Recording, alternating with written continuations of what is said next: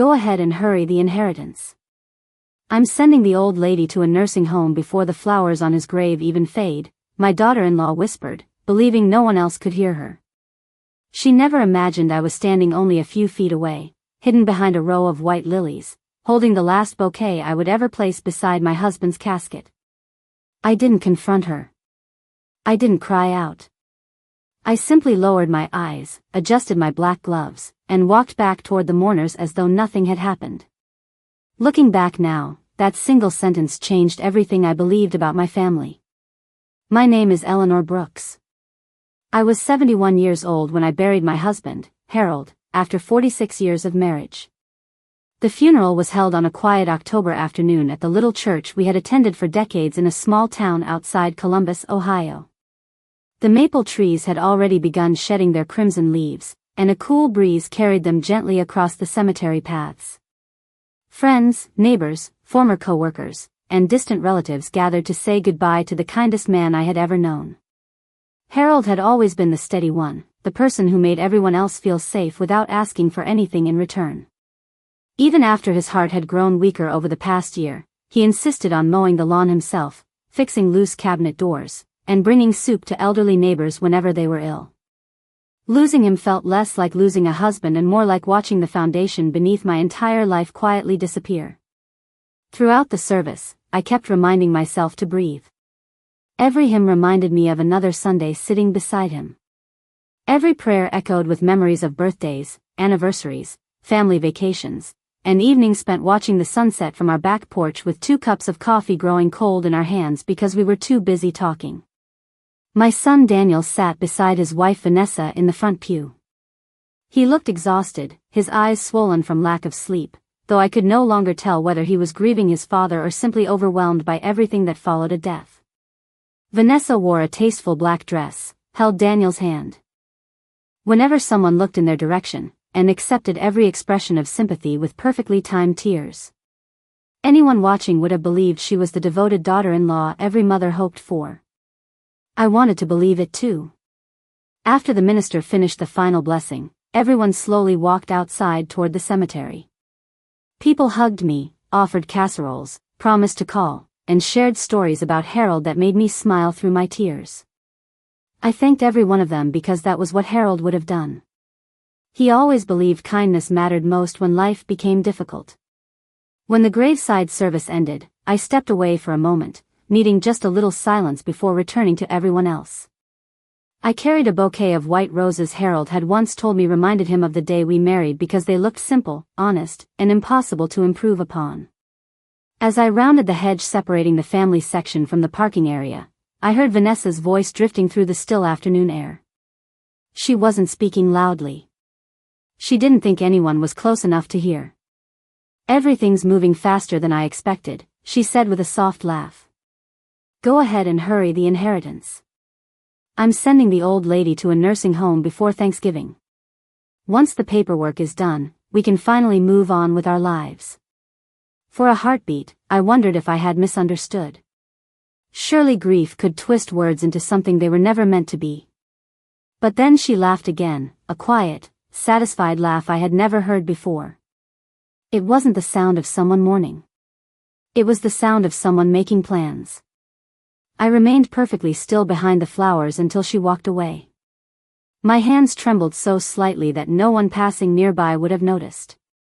I looked down at my wedding ring, still resting where Harold had placed it almost half a century earlier, and I suddenly remembered something he had told me just 3 weeks before he passed away. We had been sitting on our porch watching the first leaves fall when he squeezed my hand and smiled in that calm way of his. Sometimes, he had said, people reveal who they really are only after they believe the story is over.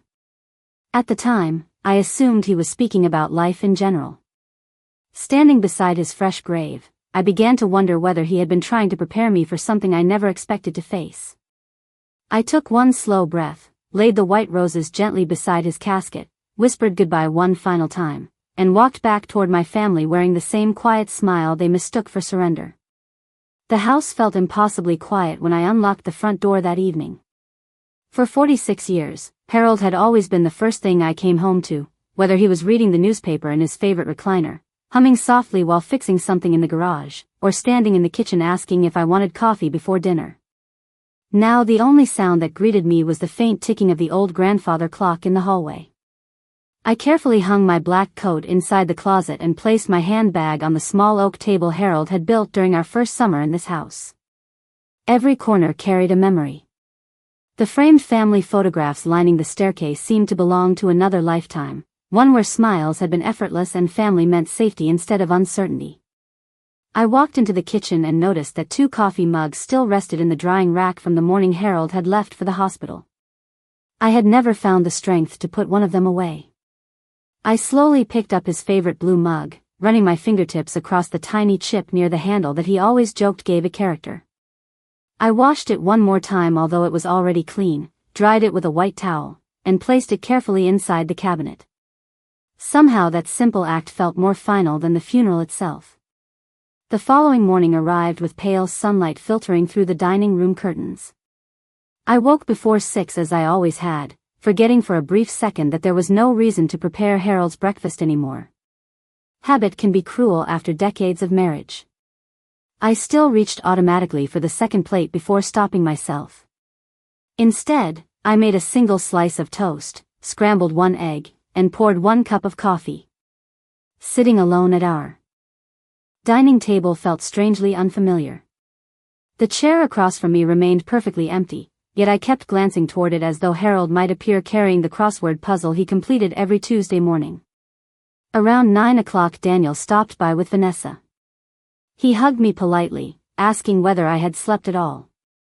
I told him I was managing, which was the truth in the simplest sense. Vanessa immediately began walking through the house with careful eyes that lingered on the furniture longer than on me. She complimented the hardwood floors, admired the remodeled kitchen Harold had spent nearly 2 years finishing himself, and paused by the large front window overlooking the maple trees.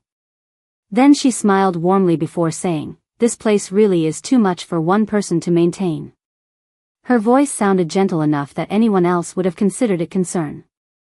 But after what I had overheard the previous afternoon, every word carried a different meaning. I answered quietly that Harold and I had managed this house together for decades and that I knew every corner of it. She nodded without arguing, although disappointment briefly crossed her face before disappearing behind another practiced smile. Daniel offered to help organize paperwork from the hospital, insurance forms, and utility accounts. I appreciated the offer because there truly was a mountain of documents waiting on Harold's desk. As we sorted envelopes into neat piles, Vanessa wandered into the study. I noticed her eyes scanning the bookshelves, the filing cabinet, and the small safe hidden behind an old landscape painting. Harold rarely locked it because it contained little more than family keepsakes, old tax records, and our marriage certificate. Still, something about the way Vanessa glanced toward it made my stomach tighten. She asked casually whether Harold had kept his important documents there. I simply replied that my husband had always believed paperwork belonged wherever it was safest. It was not a lie, but it was also not an answer. She smiled again, though this time her expression seemed slightly strained. Before leaving, Vanessa hugged me gently and suggested that after I had some time to grieve, we could begin discussing options that would make life easier for me. She mentioned smaller homes, retirement communities, and assisted living facilities with the polished confidence of someone presenting a thoughtful plan. Daniel stood quietly beside her, offering only an occasional nod. He did not pressure me, but he also did not question anything she said. After they drove away, I remained standing on the front porch for several minutes, watching their car disappear beyond the neighborhood entrance. The silence returned almost immediately. Later that afternoon I wandered into Harold's workshop behind the garage. The scent of sawdust and machine oil still lingered in the air. His reading glasses rested beside an unfinished birdhouse, and his old flannel jacket still hung from the wall peg exactly where he had left it. I slipped my hand into one of the jacket pockets and found a folded grocery receipt from 3 weeks earlier. On the back, written in Harold's familiar handwriting, were 4 simple words: "Trust actions, not appearances." I stared at the note for a long time. Harold had never been dramatic. He believed important lessons could fit inside the smallest sentences.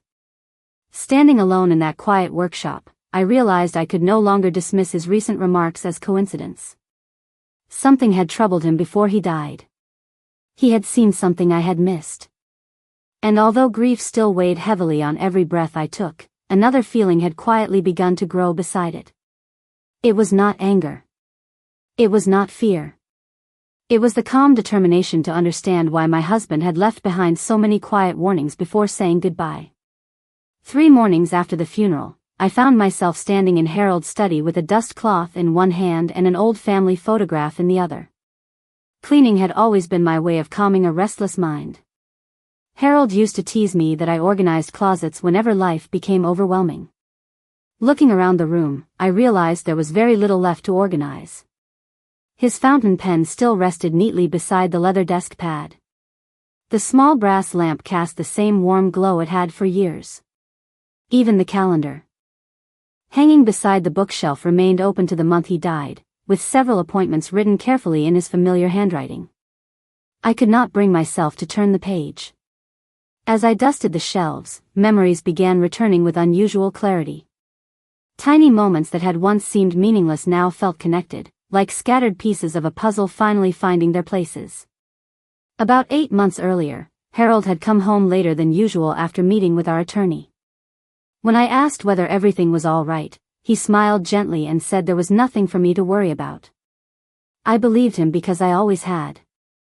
Trust becomes second nature after decades of marriage.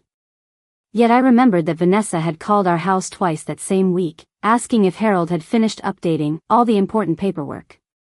At the time, I assumed she simply wanted everything to be organized for the future. Now I wondered why she had sounded so interested. Another memory surfaced. Last spring, during a family barbecue in our backyard, Vanessa had wandered inside while everyone else remained on the patio. I found her standing quietly in this very study, looking at the framed photographs on the bookshelf. When she noticed me, she laughed and said she had been searching for the downstairs bathroom. The explanation seemed harmless then, even though the bathroom was located in the opposite direction. Harold had looked at her for only a second before changing the subject entirely. I remembered the expression on his face now. It was not suspicion. It was disappointment. A few weeks later, Daniel had mentioned over dinner that Vanessa thought we should consider downsizing because large houses became difficult for older couples. Harold smiled politely before answering that some homes were worth keeping because they held more than furniture. They held history. Vanessa laughed lightly and replied that history did not pay property taxes. Everyone around the table chuckled awkwardly, but Harold did not. He simply reached across the table, squeezed my hand beneath the tablecloth, and changed the conversation. I had almost forgotten that evening until now. There were other moments. 2. Vanessa frequently asked where Harold kept important records, whether our investments required much maintenance, and whether I knew how to access all of our financial accounts if something ever happened. She always framed her questions as concern. She said she wanted to make sure I would never feel overwhelmed. I accepted every explanation because that was the kind of person I wanted to believe she was. Harold, however, answered very few of those questions directly. Instead, he would smile politely and redirect the conversation toward gardening, baseball, or whatever grandchildren happened to be doing that week. Looking back, I realized he had quietly protected our privacy without ever creating conflict. That afternoon, I opened the bottom drawer of Harold's desk, intending only to organize a stack of receipts. Beneath several neatly labeled folders sat a small leather notebook I had never seen before. It was not hidden. It simply had never drawn my attention. Inside were brief notes written over many months. Most were ordinary reminders about home repairs, birthdays, and appointments. But scattered among them were short observations that made my heart beat faster. Met with Michael today. Better to prepare now than later. Another page simply read, some smiles arrive too quickly after difficult news. A few pages later I found another sentence that seemed written entirely for me. If Eleanor ever reads this, I hope she remembers that patience reveals more truth than confrontation. I closed the notebook and rested both hands on the desk. Harold had never been a suspicious man. He believed people deserved kindness until they proved otherwise. If he had taken the time to write these quiet reminders, then something had genuinely troubled him during his final months. Yet he had never burdened me with those worries. Instead, he had chosen to leave small breadcrumbs, trusting that one day I would understand them. That evening, Daniel called to check on me. His voice sounded tired but affectionate. He asked whether I needed groceries, whether the furnace was working properly, and whether I had eaten dinner. I thanked him sincerely because I knew he cared in his own way. Before ending the call, he hesitated for a moment before mentioning that Vanessa had been researching several retirement communities with beautiful gardens and plenty of activities. He said there was no pressure and that they only wanted me to have options. I answered calmly that I appreciated their concern and would think about it when the time felt right. After we hung up, I remained seated beside the kitchen window watching the evening sun settle behind the maple trees Harold had planted decades earlier. For the first time since his funeral, I no longer believed these conversations were happening by coincidence. They were following a direction that Harold had somehow anticipated long before I did. I folded the small leather notebook carefully, placed it back inside the desk drawer exactly where I had found it, and quietly promised my husband that I would not rush, I would not argue, and I would not underestimate the value of simply watching people reveal themselves one choice at a time. The next morning began with an unexpected telephone call just after 8 o'clock. I recognized the number immediately. It belonged to Michael Carter, the attorney who had handled Harold's legal affairs for many years. His voice was calm, measured, and respectful, exactly as I remembered it. He offered his condolences once again before asking whether I might have time to stop by his office that afternoon. There was nothing urgent, he assured me, but there were a few matters Harold had instructed him to discuss only after the funeral had concluded. I agreed without hesitation, although my heartbeat quickened the moment we ended the call. During our 46 years together, Harold had never enjoyed surprises. He believed important conversations deserved preparation. If he had arranged something to happen after his funeral, there had to be a reason. I spent the next few hours moving through the house almost automatically. I watered the plants Harold used to care for every Saturday morning, folded a basket of laundry that no longer contained any of his shirts, and straightened the living room cushions before leaving. Everything looked exactly as it always had, yet nothing felt familiar anymore. Before driving into town, I paused in front of Harold's photograph on the fireplace mantel. He was smiling in the picture, wearing the navy sweater our granddaughter had given him one Christmas. I found myself speaking aloud without thinking. I told him I hoped I was making the right decisions. The silence that followed somehow felt comforting rather than empty. Michael's office occupied the second floor of a brick building overlooking the courthouse square. Harold and I had visited many times over the years to update routine documents, establish charitable donations, and review retirement planning. Walking through the reception area alone felt strangely unfamiliar. Michael greeted me personally and led me into the same conference room where Harold and I had once laughed about how much paperwork adulthood seemed to require. After offering me coffee, which I politely declined, he folded his hands together and looked at me with unusual seriousness. He explained that Harold had visited him several times during the previous year. Most of those meetings involved ordinary estate planning, but toward the end there had been additional conversations Harold specifically instructed him to keep confidential until after the funeral. I felt my hands tighten around my handbag, yet I remained silent. Michael reached into a file drawer and removed a sealed envelope with Harold's unmistakable handwriting across the front.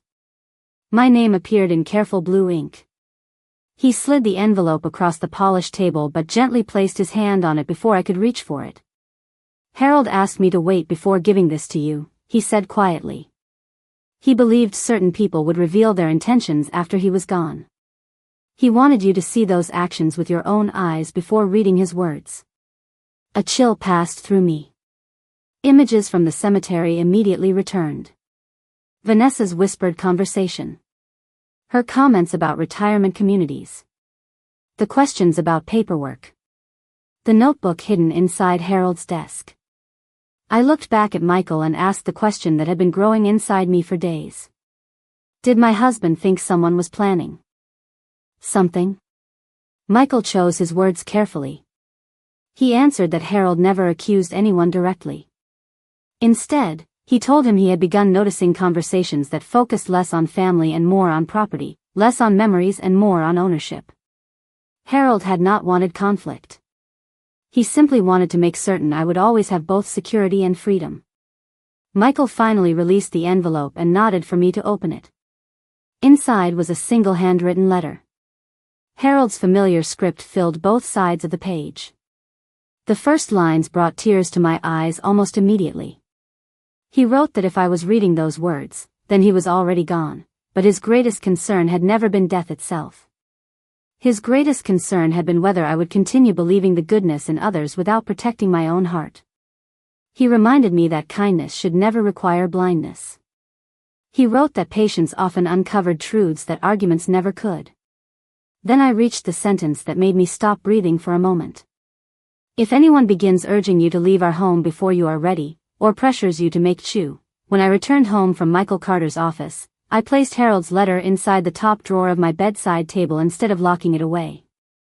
I wanted it close, not because I intended to read it every day, but because it reminded me that I did not have to make decisions simply because someone else wanted them made quickly. For the first time since Harold passed away, I no longer felt as though I was drifting without direction. I understood that patience was not weakness. It was protection. 2 days later, Daniel called and asked whether he and Vanessa could stop by after dinner. His voice sounded hopeful, almost relieved that I agreed. I baked a small apple pie before they arrived, following the same recipe Harold's mother had taught me more than 40 years earlier. The familiar scent of cinnamon filled the kitchen, making the house feel warmer than it had in weeks. When they walked through the front door, Daniel smiled sincerely and hugged me. Vanessa complimented the pie before carefully placing a glossy folder on the dining room table. She waited until we had finished dessert before sliding it toward me with practiced confidence. We found a few places we thought you might like, she said gently. Inside were colorful brochures featuring retirement communities with landscaped gardens, fitness rooms, craft classes, and cheerful photographs of smiling residents. They really are beautiful, she continued. You would have people around you every day, and you would not have to worry about mowing the lawn or fixing things around the house. I looked through every page without rushing. The photographs were pleasant enough, and I knew many people happily chose communities like those. There was nothing wrong with them. What unsettled me was not the brochures themselves but the urgency behind them. Harold had been gone less than 2 weeks. I quietly closed the folder and thanked Vanessa for taking the time to gather the information. Her smile remained in place, although I noticed a brief flicker of disappointment when I did not immediately ask for more details. Daniel cleared his throat before mentioning that maintaining such a large property might eventually become stressful. I agreed that someday it could. Then I added that someday was not today. The conversation remained polite, but I sensed Vanessa becoming increasingly determined. She began mentioning how quickly homes in our neighborhood were selling. She casually remarked that the market was favorable and that delaying too long might mean missing an opportunity. Every sentence sounded reasonable when considered alone. Together, however, they formed a pattern that was impossible for me to ignore. I remembered Harold's letter. Do not rush. Trust time. After they left that evening, I noticed the brochures had accidentally remained on the dining room table. The following morning Vanessa called almost immediately, asking whether she could stop by to retrieve them because she wanted to compare notes with another community she had recently discovered. Her eagerness surprised me. When she arrived, she glanced around the living room before asking whether I had begun sorting Harold's personal papers. I answered honestly that I was taking my time because every document carried memories as well as information. She nodded politely but quickly shifted the conversation toward practical matters. Once everything is organized, she said, it will be much easier for all of us. Those final 4 words stayed with me long after she drove away. For all of us. Not for me. Not for what Harold and I had built together. For all of us. That weekend I decided to visit the local farmers market, something Harold and I rarely missed during autumn. Several neighbors stopped to offer kind words and ask how I was managing. One conversation remained with me more than the others. An older gentleman named Thomas Reed, who had been Harold's closest friend since college, gently asked whether I was feeling pressured to make any major decisions. His question caught me off guard because I had mentioned nothing about my recent conversations. When I asked why he would wonder that, Thomas hesitated before answering carefully. He explained that Harold had spoken with him several months earlier about how families sometimes changed after a funeral. Harold had not mentioned names or accusations. He had simply said that grief often revealed priorities people had managed to hide while everyone was still alive. Thomas looked me directly in the eyes and quietly said, "Harold trusted your judgment more than anyone else's. Do not let anyone convince you that grieving means you cannot make your own decisions." I thanked him and felt an unexpected sense of reassurance. Later that afternoon, as I pulled into my driveway, I noticed a real estate agent's business card tucked beneath my front door. There was no appointment scheduled, and I had never contacted anyone about selling the house. I picked up the card and turned it over. On the back, someone had written in neat handwriting, "Looking forward to discussing your future plans." I stood on the porch holding that small piece of cardstock while the cool October breeze moved gently through the maple trees Harold had planted decades earlier. I did not feel frightened. I did not even feel angry. Instead, I experienced the same calm certainty that had been growing inside me ever since opening Harold's final letter. Someone was already making plans for my future without inviting me into the conversation. They believed I would eventually follow the path they had chosen. They still had no idea that I had already begun seeing every move far more clearly than they imagined. The following week passed with surprising calm, at least on the surface. I continued living exactly as Harold and I always had. Every morning I watered the flower beds he had planted beneath the front windows, walked to the mailbox after breakfast, and spent an hour reading in the sunroom where we had watched countless spring storms roll across the neighborhood. Outwardly, nothing had changed except the empty chair across from mine. Inwardly, however, I had begun paying closer attention than ever before. Instead of reacting, I simply observed. Instead of questioning people, I listened. Harold had been right. Time had a remarkable way of encouraging people to reveal themselves without realizing they were doing it. Daniel stopped by one afternoon carrying a toolbox. He insisted on repairing a loose cabinet hinge and replacing several light bulbs around the house. Watching him work reminded me of the little boy who used to follow Harold through the garage with a toy hammer, convinced he was helping every project. My heart softened as I watched him. Whatever was happening, I still believed my son cared about me. The problem was that he seemed to trust Vanessa's judgment more than his own. As we shared sandwiches in the kitchen afterward, Daniel mentioned that Vanessa had already scheduled appointments for us to visit 2 retirement communities. He spoke casually, as though the plans had naturally included me from the beginning. I smiled gently and asked when anyone had discussed arranging those visits with me. His expression immediately changed. He looked confused rather than defensive.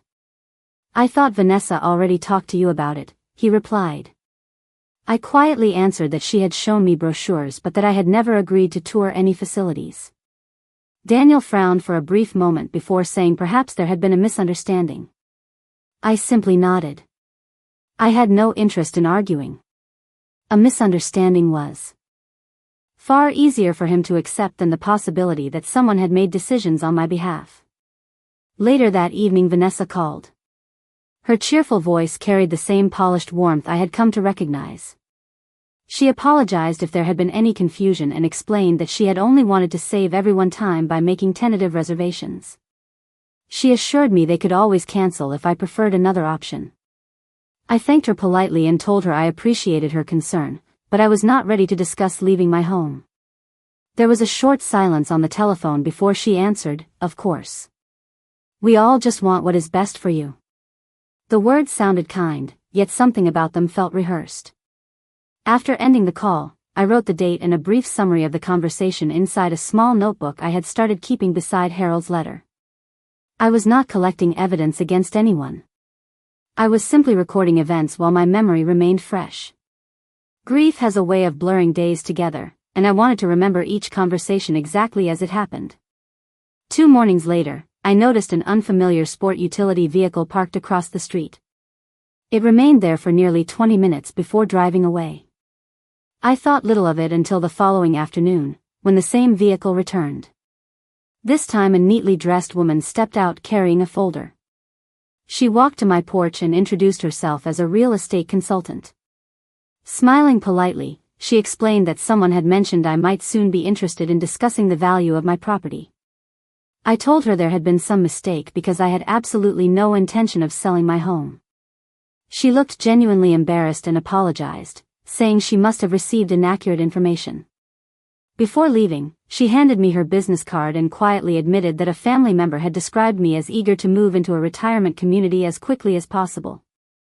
I thanked her for her honesty and wished her a pleasant afternoon. Once she drove away, I remained on the porch holding the business card while a cool breeze rustled the maple leaves overhead. I already knew who had likely made that phone call. What surprised me was not the assumption itself but the confidence behind it. Someone clearly believed my future had already been decided. That evening Thomas Reed stopped by with a basket of fresh apples from his orchard. We sat on the back porch watching the sun slowly disappear behind the trees. Without mentioning names, I shared the unexpected visit from the real estate consultant.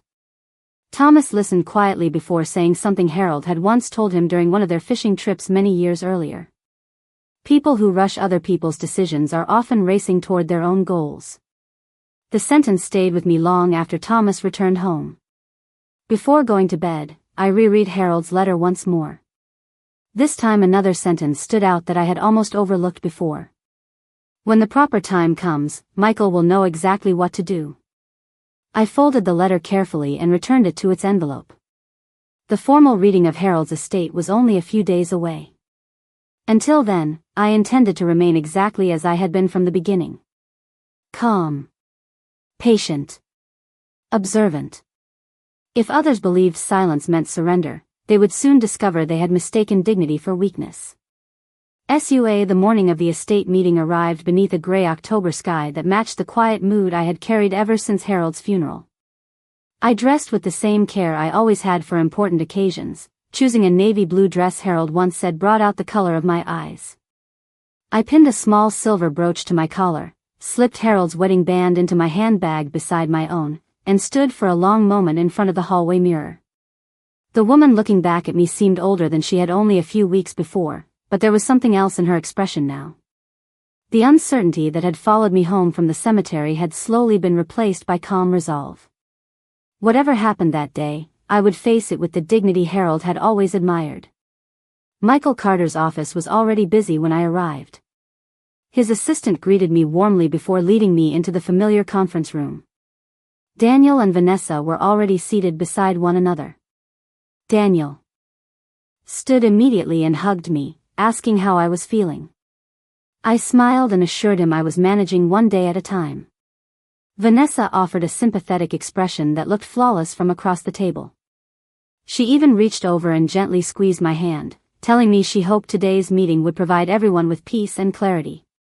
Her voice carried the same polished kindness I had heard so many times before, yet I could not forget the whisper I had overheard only moments after Harold's casket had been lowered into the ground.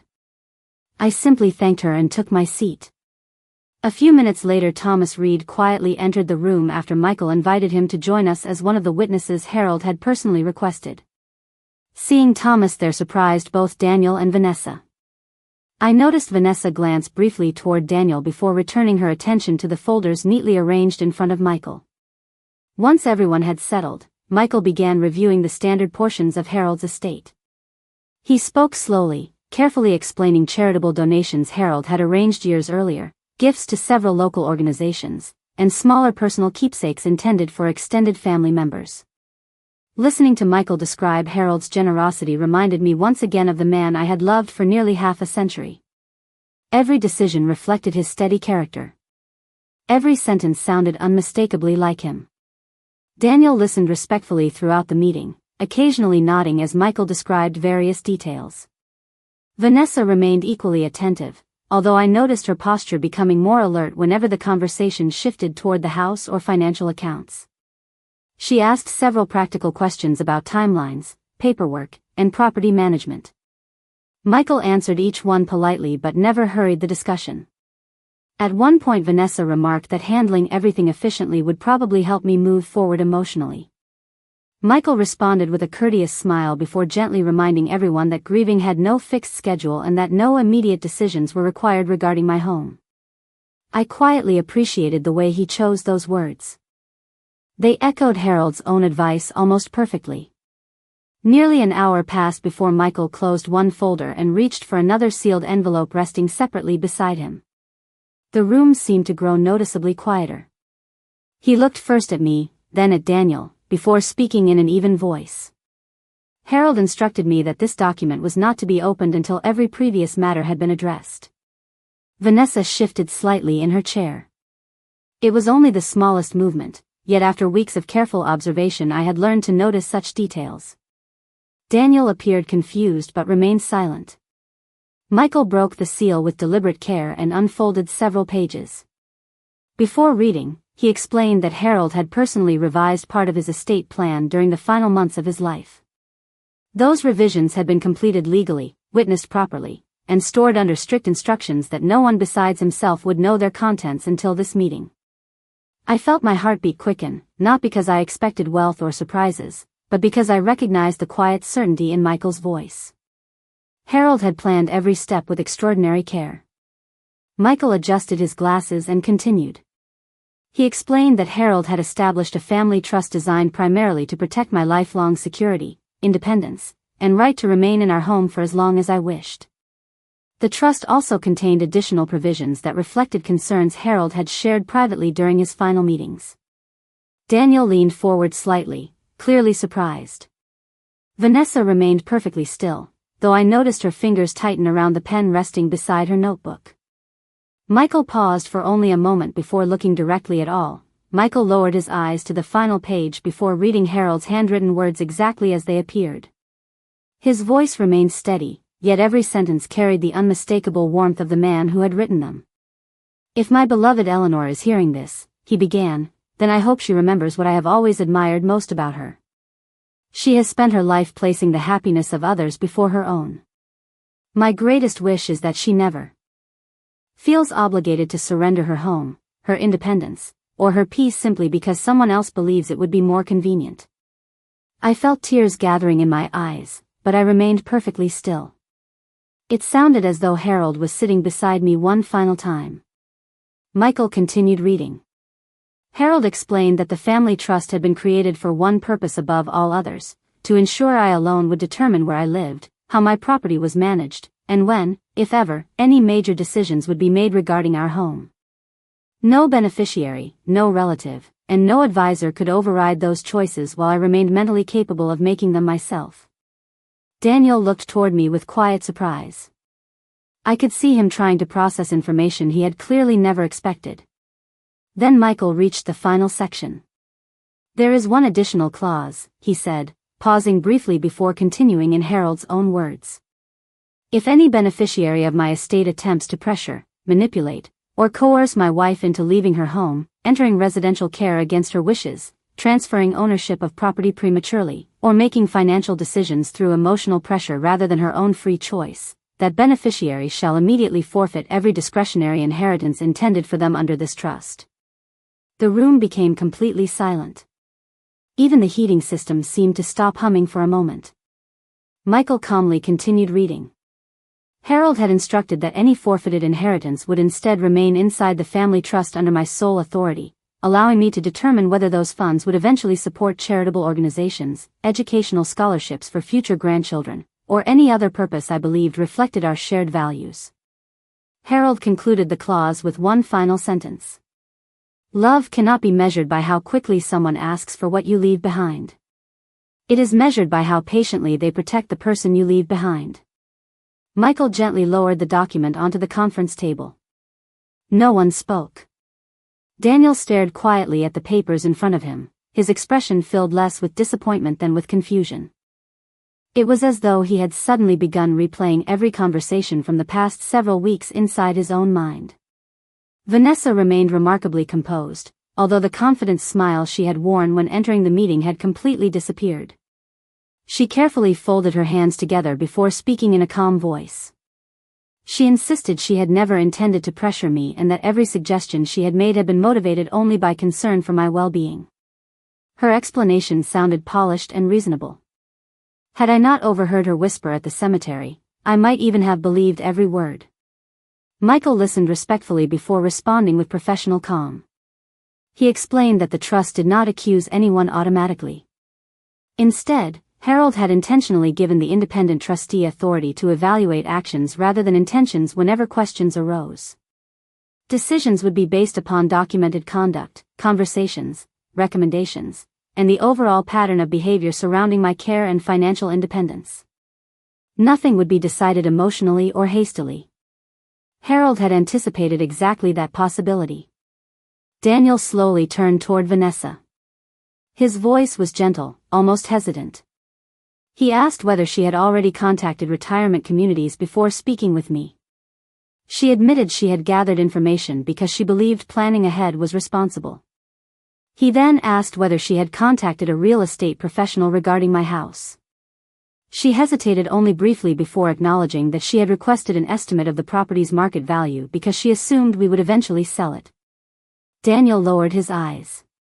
No anger appeared on his face, only quiet disappointment. For the first time since Harold's funeral, I saw my son looking not at me, not at Michael, but honestly at the choices that had been made around him. I did not interrupt their conversation. I did not defend myself or accuse anyone. Harold had been right. Truth rarely needed help once it had been given enough room to stand on its own. Michael carefully organized the remaining documents before reminding everyone that no immediate changes would occur. I would continue living exactly as I wished, the trust would remain active under its existing protections, and every future decision would proceed according to Harold's written instructions. As we slowly stood to leave, I placed my hand lightly on the envelope containing Harold's final words. I realized then that my husband had not designed his estate to punish anyone. He had designed it to protect the person he had promised to love for the rest of his life. Even after death, he had quietly kept that promise. The weeks that followed unfolded more quietly than I ever expected. There were no dramatic confrontations, no raised voices, and no satisfying speeches that suddenly healed every wound. Real families rarely changed that way. Instead, life moved forward one ordinary day at a time. The maple trees outside my kitchen window gradually surrendered their last autumn leaves, and the first light frost settled across the backyard Harold had loved so much. Every morning I still poured myself a single cup of coffee, but I no longer looked at the empty chair with quite the same unbearable ache. Grief had not disappeared. It had simply learned to live beside gratitude. Daniel called more often after the estate meeting. At first our conversations were careful, almost uncertain. He asked how I was sleeping, whether I needed groceries, and whether the furnace had been serviced before winter. Little by little, the conversations became more genuine. One Saturday afternoon he arrived alone carrying a rake and a pair of work gloves.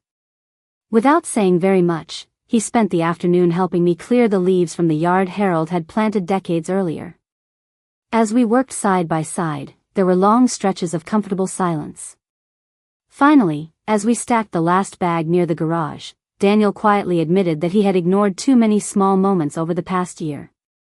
He said he had mistaken confidence for wisdom and urgency for responsibility. He apologized for not asking more questions before assuming other people were speaking on my behalf. I listened without interrupting. When he finished, I simply placed my hand on his shoulder and told him that regret only becomes valuable when it teaches us to make better choices tomorrow. He nodded slowly, and for the first time since Harold's funeral, I saw the thoughtful young man my husband and I had raised. Vanessa remained polite whenever we met, but something had changed between us. The effortless confidence she once carried had quietly disappeared. She no longer suggested retirement communities or discussed selling the house. She never again spoke about moving quickly or making practical decisions while I was still grieving. Whether her heart had truly changed, I could not honestly say. That was not mine to judge. People sometimes grow because they understand the consequences of their actions. Others grow because they finally understand the pain they caused. Only time reveals which kind of change is real. I chose not to spend my remaining years trying to answer questions that only another person's conscience could resolve. Instead, I focused on protecting my own peace. The trust remained exactly as Harold had designed it. I continued serving as its decision-maker, making careful choices that reflected the values we had built together over 46 years of marriage. Some funds supported scholarships at the local community college where Harold had once taught evening classes. Another portion helped maintain the church food pantry where we had volunteered every Thanksgiving. Every decision reminded me that wealth was never the greatest inheritance Harold intended to leave behind. Character was. Early one December morning I drove to the cemetery carrying a fresh wreath made from evergreen branches and white ribbons. The air was crisp enough that every breath formed a small cloud before disappearing into the quiet sky. I stood beside Harold's headstone for a long time without speaking. There was no need for many words. I brushed a few fallen leaves away from the stone and smiled softly as memories replaced sorrow. I remembered our first apartment with its leaking kitchen faucet, the old station wagon that barely survived family vacations, the evenings we laughed over burned dinners because neither of us could cook very well when we were young, and the countless ordinary days that eventually became the richest parts of our life together. Finally I spoke aloud, knowing no one else was there to hear me. I thanked Harold for loving me with such steady patience. I thanked him for believing that kindness and wisdom could exist together. Most of all, I thanked him for one final lesson I had not fully understood until after he was gone. The greatest protection someone can leave behind is not money, property, or legal documents. It is the confidence to recognize your own worth when other people forget it. As I turned to leave, the winter sunlight broke gently through the clouds, warming the path ahead just enough to catch my attention. I realized then that Harold had never truly left me to face the future alone. Every quiet warning, every thoughtful letter, every careful decision he had made during his final months had been one last expression of the promise he made on our wedding day. He had protected me while he lived, and in his own careful way, he had found a way to protect me afterward as well.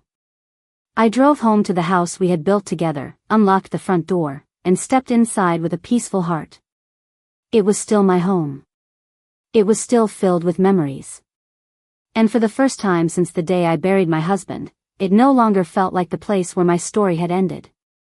It felt like the place where I had finally learned that dignity grows strongest when it is rooted in truth, patience, and the quiet courage to wait until people reveal exactly who they are.